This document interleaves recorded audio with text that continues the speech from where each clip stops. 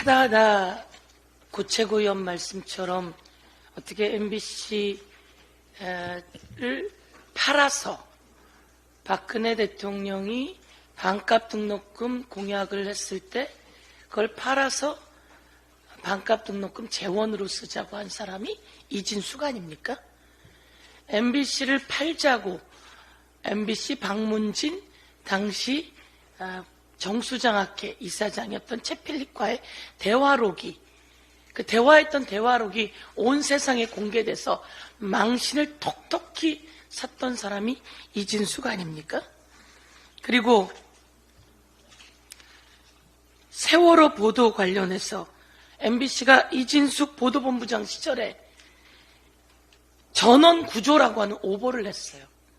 그래서 전원 구조된 줄 알고 골든타임을 놓쳐서 그 많은 우리 아이들이 세상을 떠났어요. 엄청난 범죄 아닙니까? 그리고 나서는 한다는 소리가 세월호 유족들의 조급증이 민간 잠수사의 죽음을 불러일으켰다. 이런 세월호 유족을 폄훼했던 엄청난 막말, 폐륜 막말을 늘어놓은 사람이에요. 이 여인과 관련한 이야기는 아마 하루 종일해도 부족할 겁니다. 이런 사람을 방통위원장에 내정한다고요? MBC 지방 MBC 사장이다가 그것을 그만두고 출마했다가 떨어지고 그리고 또 윤석열 캠프로 가고, 제가 여성이지만 이러면 안 되는 거 아닙니까? 좀 할만한 사람을 데리고 오세요. 하다하다 절대서는 안 되는 사람을 방통위원장으로 갖고 와서 이제 MBC를 작정하고 민영화시키려고 합니까? 절대 못합니다. 이 임명은 윤석열 대통령이 몰락하는 그 지름길의 또 하나의 시작이라고 이야기하겠습니다. 어제 국힘당이 순직해병 사망사건 및 순직해병 사망사건 수사 외압에 관한 특검에 대해서 반대하며 필리버스터를 했습니다. 깜짝 놀랐습니다. 어떻게 그걸로 필리버스터를 할 수가 있죠? 순직해병 사망사건 그리고 그것에 수사 외압을 하자는데 무슨 논리로 필리버스터를 할 수가 있죠? 이해를 할 수 없었는데 그들의 필리버스터는 끝내 거짓말 투성이었습니다. 제가 그 거짓말의 사례를 오늘 낱낱이 좀 보고 하겠습니다. 유상범, 주진우가 나왔습니다. 유상범이 나와서 2021년 개정 군사법원법에 의하면 군사경찰의 수사권이 배제되어 있다, 이렇게 이야기합니다. 군사경찰의 수사권이 배제되어 있다, 이렇게 이야기합니다. 그리고 주진우는 이번에 출마하기 전에 용산 윤석열 대통령실에 아마 법률비서관이었습니다. 그 법률비서관이 어떤 거짓말에 어떤 맹탕 논리를 갖고 있는지 제가 지적하겠습니다. 군의 수사권이 없으니 입건 없이 전체 기록을 인계하라고 하는 것이다 라고 하면서 그날 제가 내내 지켜봤는데요, 박정훈 대령에게는 수사권이 없는데 수사를 하고 그래서 사람 이름까지 넣고 제명까지 넣어서 입건해서 안 된다라고 계속 떠들어댔습니다. 군의 수사권이 없다고요? 이러고도 법률비서관을 하고 이러고도 검사했습니까? 자기 입맛에 맞게 하는 게 검사입니까? 유상범 검사 출신, 주진우 검사 출신, 제가 이제 그들의 말이 어떻게 거짓말이었는지, 거짓말쟁이들, 아주 거짓말이 버릇처럼 뻔뻔하게 거짓말을 해댑니다. 군사법원법 제228조입니다. 군검사, 군사법경찰관의 수사, 이렇게 되어 있습니다. 수사하라고 되어 있는 겁니다. 뭐라고 되어 있냐면 범죄 사실 및 증거를 수사하여야 한다, 이렇게 되어 있습니다. 범죄 사실 및 증거를 수사하여야 한다. 그런데 이 범죄 사실 및 증거를 수사하다가 이 사망사건인데 이것이 민간으로 넘겨야 할 것 같으면, 군사법원에서 그것을 하지 못할 것 같으면 바로 정리해서 대검찰청 공수처, 경찰청 또는 등등에게 이첩해야 한다. 이렇게 되어 있는 겁니다. 수사하다가 수사해야 한다. 그런데 이 범죄 사실을 수사하다가 이게 이첩해야 될 내용이면 즉시 이첩해라. 이렇게 되어 있는 겁니다.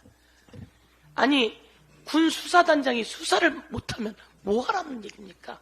그런데 이게 사망사건이 연루되어서 이해람 중사 사건 등이 있을 때 위에서 군 장군들이 자꾸 개입을 하는 거예요. 자꾸 개입을 하니까 이게 범죄 사실과 연루되어 있다고 판단되었을 때는 위에 고 이야기하지 못하고 이첩해라 이런 이야기입니다. 그런데 그래서 그렇게 이첩하라는 건데 이걸 뻔뻔스럽게 수사권이 없다. 수사에서는 안 된다. 여러분, 낱낱이 거짓말인 거 제가 알려드렸죠. 군사법원법에 아니 군 수사관이 수사를 안 하면 누가 수사를 한단 말입니까? 그런데 이게 범죄 혐의랑 연루되어 있으면 넘기라는 얘기예요.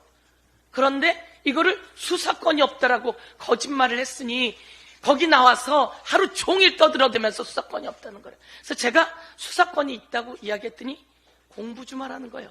제발 공부 좀 하세요. 무식하게. 국민을 대놓고 이렇게 법에 나와 있는 걸 대놓고 거짓말을 하면서 여기에 누가 연루되어 있습니까? 수사 외압에. 대통령이 연루되어 있어요. 이 사람이 대통령 법률비서관 했던 사람이에요. 나와서 이렇게 거짓말을 해서 방어하고 아니면 용산에서부터 이렇게 논리를 제공하고 있었을지 모릅니다. 박정훈 대령은 수사하라고 하는 내용 그리고 이게 범죄 사실과 연루되었을 때 이첩하라고 하는 내용 대로 한 겁니다. 그리고 제가 여기서 하나 더 이야기하겠습니다.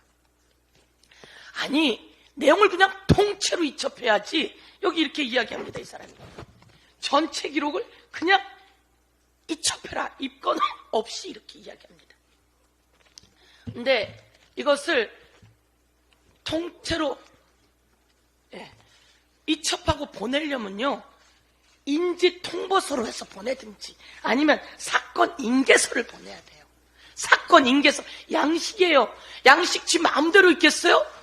우리가 법률 만들면서 양식도 만들어 놓은 거예요. 양식에 뭐라고 되어 있냐면요 이름 쓰라고 되어 있어요. 이름, 죄 이름, 피혐의자 이름을 쓰라고 되어 있어요. 이름을 쓰라고 되어 있는데 어떻게 임성근이라는 이름을 안 쓰고 넘기겠습니까? 이름을 쓰라고 되어 있는데 안 쓰고 넘기면 박정훈 대령이 잘못하는 거예요. 그래서 이름을 썼어요. 그런데 또 뭐라고 얘기하냐면요 혐의 내용 쓰지 말라는 거예요. 혐의 내용 쓰지 말고 그냥 보내라는 거예요. 여기에 뭐라고 되어 있습니까? 죄명, 업무, 상파, 실치사 그리고 여기에는 사건, 개요 다 쓰라고 되어 있어요. 근데 어떻게 안 쓰겠어요? 쓰지 말고 통째로 넘기래요. 거짓말쟁이들 한 번 더 제가 이야기하고요. 그러면서 여기다가 인계를 할 때는 이거는 박정훈 대령만 수사를 한 게 아닙니다. 우리 군사법경찰관, 중령 이렇게 광역수사대가 같이 수사를 한 겁니다. 광역수사대에서 이것을 보내는 겁니다. 인계, 변사 사건을 조사하는 과정에서 그 원인이 되는 내용을 보니까 범죄 혐의가 들어있어서 이 내용을 인계합니다. 라고 여기에 내용이 있어요. 저도 이것만 봐서 못 보다가 오늘 아침에 내용을 자세히 보니까 어쩜 이렇게 잘 써놨는지 법에 딱 맞게 해서 인계한 거예요. 그런데 이걸 가지고 잘못했다고 항명죄니 뭐니 이야기를 하고 있는 것에 대해서 오늘 낱낱이 이야기하면서 제가 말씀드립니다. 잠깐만요. 하나가 더 있습니다. 그러면서 이들이 뭐라고 얘기하냐면요 8명을 범죄 혐의로 넣어서 보내게 됩니다. 저희가 이렇게 조사하다가 범죄 혐의가 있어서 8명을 넘깁니다 라고 넘기게 되고 그러면 이것을 경찰에서 수사해서 정식 입건하십시오 이런 겁니다. 제가 다 전화를 해봤어요. 박대령도 그렇고 전부 다 입건 권한이 있습니다. 그런데 여기서 조사해서 인지가 입건이라고 볼 수 있습니다. 그런데 입건이라고 표현하지 않고 조사해서 조사 과정에서 나왔으니 이걸 인지해서 청구해서 보냅니다. 이렇게 되어 있습니다. 그런데 그 8명의 이름이 국방부 조사관으로 이첩되었던 걸 전부 다 해소해 옵니다. 해소해 와서 그 해소 과정에서 불법이 있었던 거죠. 거기에 대통령이 들어간 거예요. 빨리 해소해 와. 답답해. 왜 어디 갔어? 국방부 장관은 그랬더니 우즈베키스탄에 가 있는 거예요. 그러니까 마음에 안 드니까 다시 국방부 차관을 통해서 이야기를 하게 됩니다. 그런데 이 두 사람이 이야기합니다. 이 사람들이 8명을 국방부 조사본부에서 했을 때도 그 사람들이 빠지지 않았다고 얘기해요. 맨 뒤에 보세요. 다 빼고 대대장 2명 혐의만 적시해서 보냅니다. 다 빼고 6명을 다 빼고. 근데 국방부 조사본부에서도요, 중간 조사를 보고합니다. 6명 혐의가 있다고. 여기 임성근 사단장까지 넣어서 6명 혐의가 있다고. 여기에 임성근 사단장에 대해서 뭐라고 적시를 하냐면요, 숲으로 들어가서 찔러보듯이, 내려가서 찔러보듯이 하라고 하는 임성근 사단장의 혐의가 있다는 내용까지 적시해서 임성근 사단장을 6명으로 2명을 뺐습니다. 그런데 이게 또 그 다음에 다 빼고 2명만 해서 보내는 거예요. 8명을 6명으로, 그리고 2명으로. 이 과정이 전부 다 축소하고 은폐하는 과정이에요. 제가 한 말씀만 더 드리겠습니다. 왜 8명이냐고 자꾸 얘기를 해요. 대통령이 경로를 하면서 이런 일로 사단장까지 처벌한다면 누가 사단장 하겠냐라고 이야기를 합니다. 이런 일이 일어나면 사단장이 이런 일이 일어나지 않게 해야 되는 거예요. 밑에 있는 사람들한테 여러분 왜 사망했습니까? 구명조끼를 안 입혀서 그래요.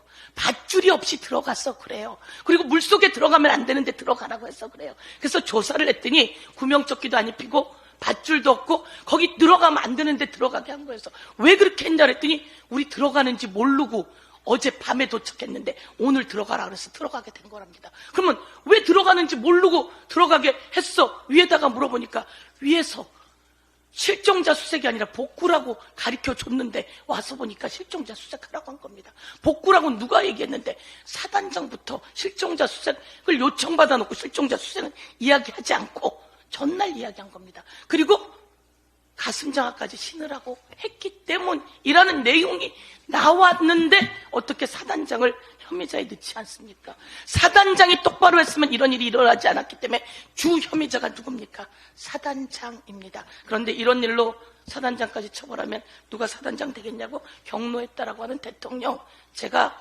정말 분노에 경고를 날립니다. 이상입니다.